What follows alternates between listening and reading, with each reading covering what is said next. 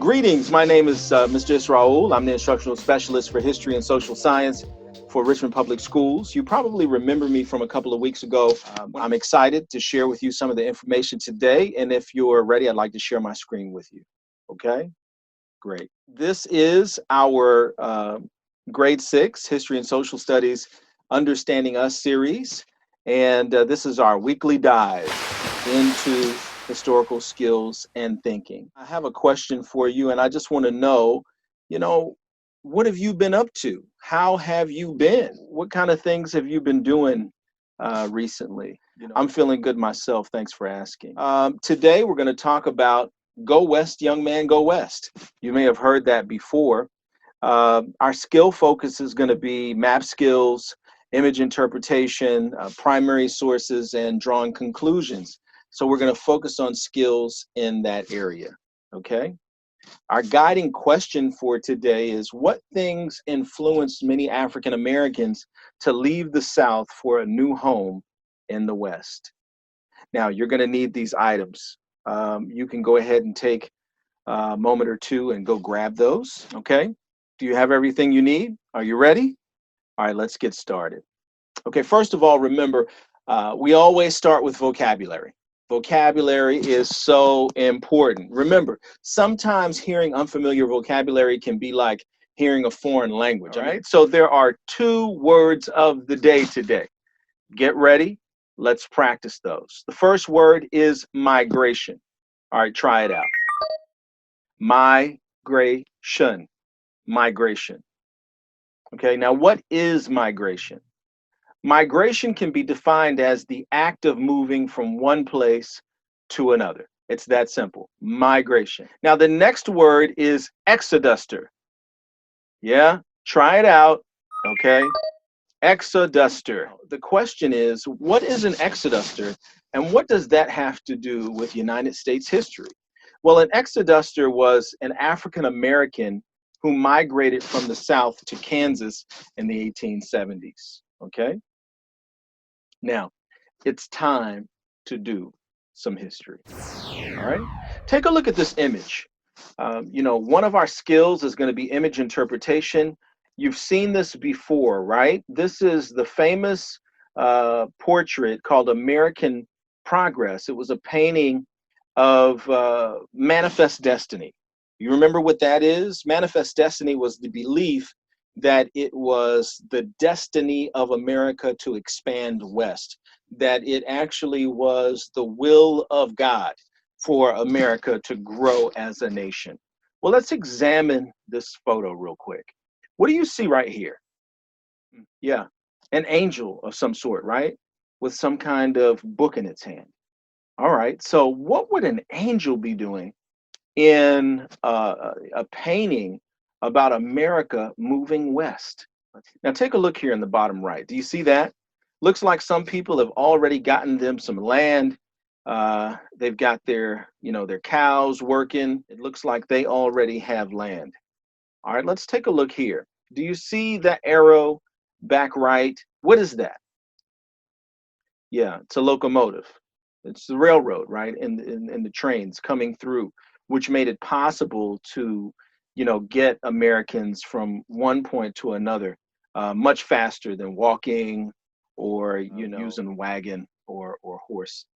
All right, let's take a look here. What do you see here on the left side? Who are those people? Look at their dress. Yeah, those are Native people, also known as Native Americans. Some people call them American Indians, but really the proper term is Native people or Native Americans. Right? Do they look like they are, glad about what's going on? What does that look like there? Looks like they're pretty concerned about what's taking place, looking behind them, right? All right, take a look down at the bottom. You see here, it looks like some settlers who are coming out, moving west as well. Look in the far left. What are those? Yeah, the buffalo. Isn't that something? So the buffalo, they're running. So they also are moving west. Very interesting when we look at this image. And so I want you to see everybody's moving west. Now take a look here. This is a map of the United States, all right, in the year 1800. And as you see here, you've got the United States of America. It's not even touching Florida. It's not going past Louisiana. You've basically got the northern areas, those original northern colonies with a little bit of land.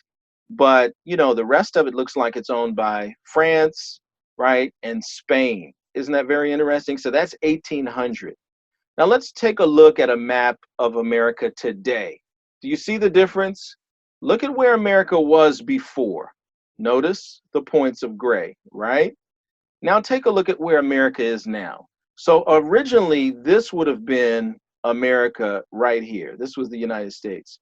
But now they've moved down into Florida, moved over and taken some of this land from Spain, took this land from France, and even took a little bit of land from Britain there in right below Canada. So would you say that America has grown significantly?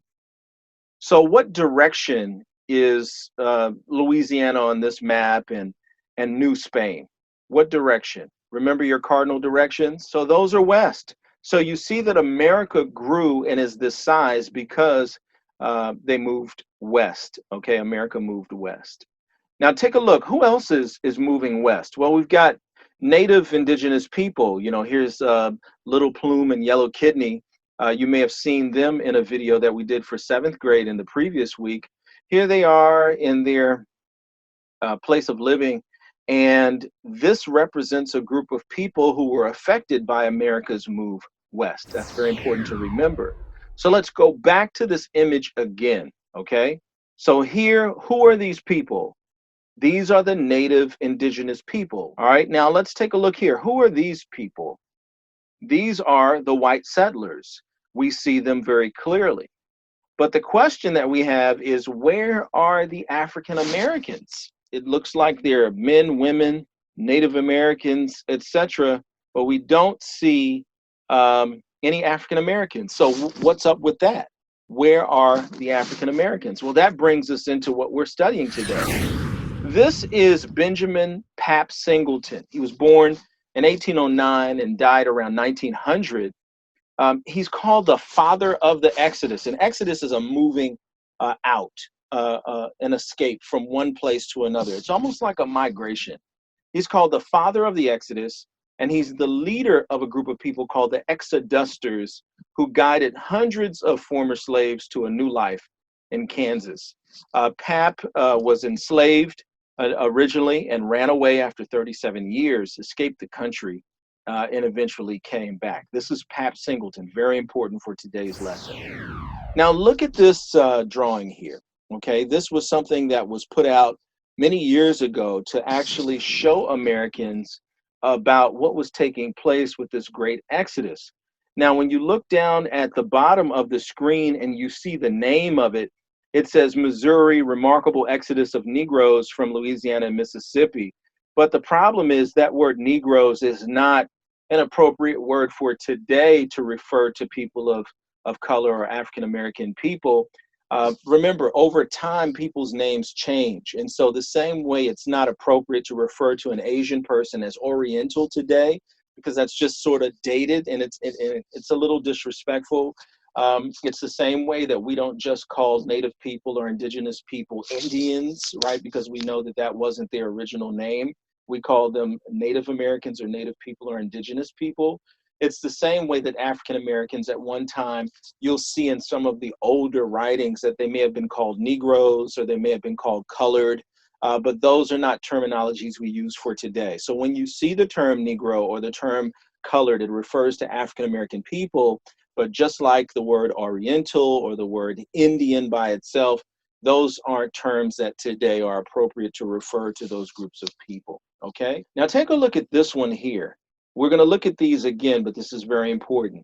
Notice this one is called the Negro Exodus. Again, it's the exodus of African American people or Black people. We're going to come back to this image as well. But both of these images are showing you, you know, what it looked like in the minds of some people when these African Americans were moving from the South and going north.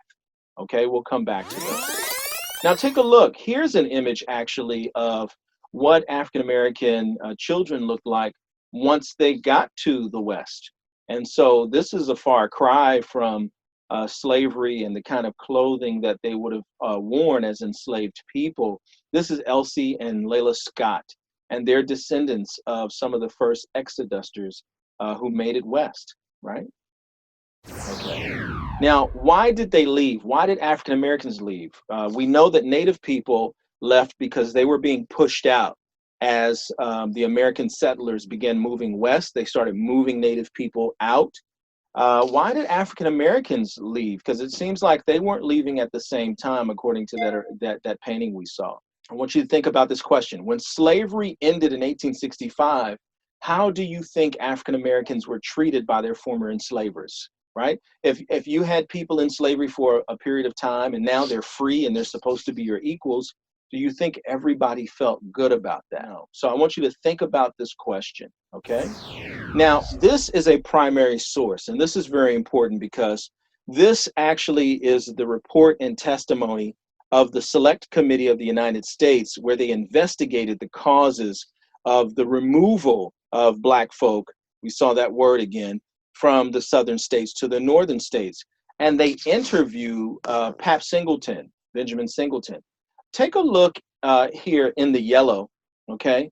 Now, the first question that's asked is, what do you think of it now? Is there any way to stop it? Talking about the movement of Black people from the South. He says, suppose that white people, where they come from, were to treat them well, talking about Black folks, right? And give them their rights as American citizens and give them what they earn. Would not that stop the exodus?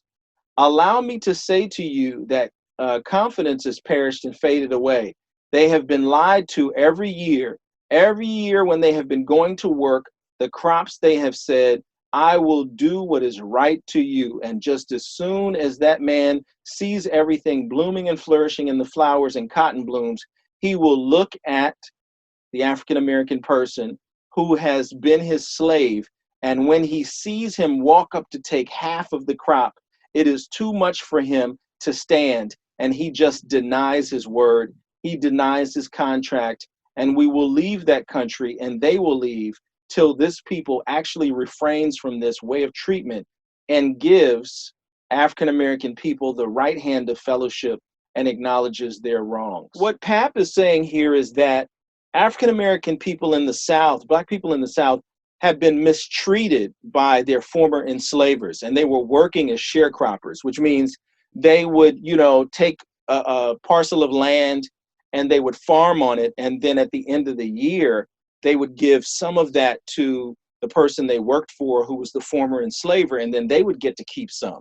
Remember, in enslavement and slavery, they weren't able to keep any of what they had. It didn't belong to them. But now, as freed people, part of this crop is theirs, but the people refuse to give them theirs. And so Pap goes on and says, we don't want to, look right here, we don't want to leave the South. So he lets it be known that he didn't want his people to have to leave the South, but because of the poor treatment of African American people, they had to leave. Now let's go back to this image again. Take a look. Take a look at the face. Look at how Harper's Weekly, look at how it drew this Black person. Almost not even human looking, right? So this is showing you that there were some pretty mean people who were upset because African Americans were now supposed to be their equals, were now free, and they didn't want to portray them, as equals. Look at this. Look at how down at the bottom, he's got these shoes with his toes busting through his shoes. They show the whole lot of African American people here looking very poor, very raggedy, and almost like slaves still, right? And then look, they throw the picture of an enslaved person trying to escape. And they call this the Exodus, the old style and new style. But let's look at the other image, which was a little bit more respectful here. And look at how it's portrayed. Here you see a family, the family units together. Look at their fine clothing, their bags. They don't look like they're hurting for much. Take a look over here. This man has a suit, they're waving goodbye to their family. This is showing that, hey, going west is actually better for African American people. right? Like this was a respectful image of African Americans. Now take a look at this here, because we want to move along. This is a map of the exodusters, right? And remember that each part of this map here that has information is a part of a key or a legend. So you have to look at those areas to be able to answer questions. Now, at the end of this video, and you can pause the video and work on this now, or you can do it afterwards, I want you to answer the following questions. Number one, what states did African Americans or Black people move to? All right, so if they were already in the South in any way, where did they move to in the West? And you can see that because the southern states where they may have been are here in this sort of like, you know, off pink kind of color. So they're moving to the areas in blue. Next question. Name 2 Black towns where African Americans lived. Well, remember, it says Black towns here around 1900 are dotted. So you have to answer that question. And then 3, what was the African American Black population of Kansas in 1860? So here it tells you the Black populations. So you need to answer those questions. And remember your cardinal directions. All right? Now, let's play a game real quick as we come to the end of the lesson. I'm going to ask you some questions and you tell me if the answer is yes or no. Let's get a thumbs up for yes, and let's get a thumbs down for no. Okay? Here we go. Let's see if you've been paying attention. All right, did this group of people move west because they wanted to? What do you say? Who are they? Yes, they're Native people, indigenous people. Did they move west because they wanted to? The answer is no. Remember, they were pushed west by the settlers who were coming from the other states to the east. Next question. Look at this poster closely. Was this poster directed to African Americans, or was it directed to all Americans? How can you tell? Maybe there's a hint right here. For full information, inquire of Benjamin Singleton, better known as Old Pap. You remember who he was? So was this poster directed to African Americans? The answer is yes, because Pap Singleton wouldn't have been able to send out something to cause all Americans to move west. He didn't have that authority and power, but he definitely was an influencer of African American people. Look at this. Now, can primary sources like this help us to understand how exodusters felt about moving? Can they? I want you to think about this. All right. Can we read a primary source document like this and know exactly why the exodusters left and how they felt? The answer is yes, because primary source documents actually tell you straight from the person's mind and from their mouth what they thought. Last one here. Was the ability to gain land a motivator for many settlers moving west? In other words, did people move west because they were in search of land?